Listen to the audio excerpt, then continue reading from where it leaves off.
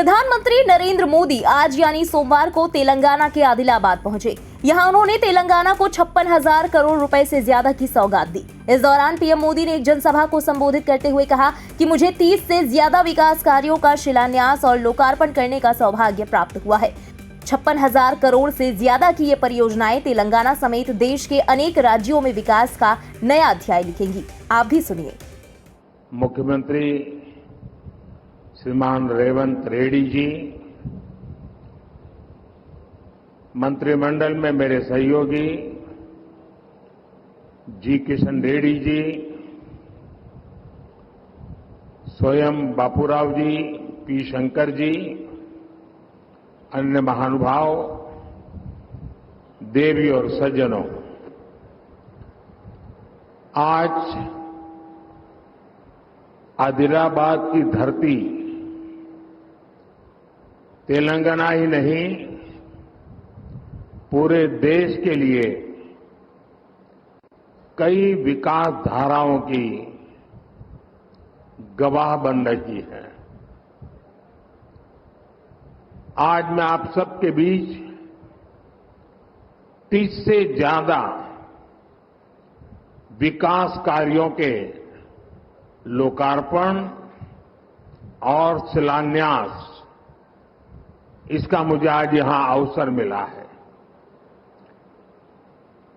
56,000 crore 56,000 crore rupees, उससे भी ज्यादा ये प्रोजेक्ट तेलंगाना समेत देश के अनेक राज्यों में विकास का नया अध्याय लिखेंगे। इनमें ऊर्जा से जुड़े कई बड़े प्रोजेक्ट्स हैं, पर्यावरण की रक्षा के लिए किए जा रहे कार्य हैं और तेलंगाना में आधुनिक रोड नेटवर्क विकसित करने वाले हाईवेज भी हैं। मैं तेलंगाना के मेरे भाइयों बहनों को और साथ ही सभी देशवासियों को इन परियोजनाओं के लिए बहुत बहुत बधाई देता हूं। साथियों, केंद्र की हमारी सरकार को और तेलंगाना राज्य के निर्माण को करीब करीब 10 साल हो रहे हैं। जिस विकास का सपना तेलंगाना के लोगों ने देखा था, उसे पूरा करने में केंद्र सरकार हर तरह से सहयोग कर रही है। आज भी तेलंगाना में 800 मेगावाट 800 मेगावाट बिजली उत्पादन की क्षमता वाली एनटीपीसी की दूसरी यूनिट का लोकार्पण हुआ है। इसे तेलंगाना की बिजली उत्पादन क्षमता और ज्यादा बढ़ेगी, राज्य की जरूरतें पूरी होगी। अंबारी, आदिलाबाद, पिंपलकुट्टी, इस रेल लाइन के इलेक्ट्रिफिकेशन का काम भी पूरा हो गया है। आज आदिलाबाद, बेला और मुलुगु में 2 नए नेशनल हाईवेज का भी शिलान्यास हुआ है। रेल और रोड की इन आधुनिक सुविधाओं से इस पूरे क्षेत्र के और तेलंगाना के विकास को और रफ्तार मिलेगी। इससे यात्रा का समय कम होगा, उद्योग और पर्यटन को बढ़ावा मिलेगा और रोजगार के अनगिनत नए अवसर पैदा होंगे।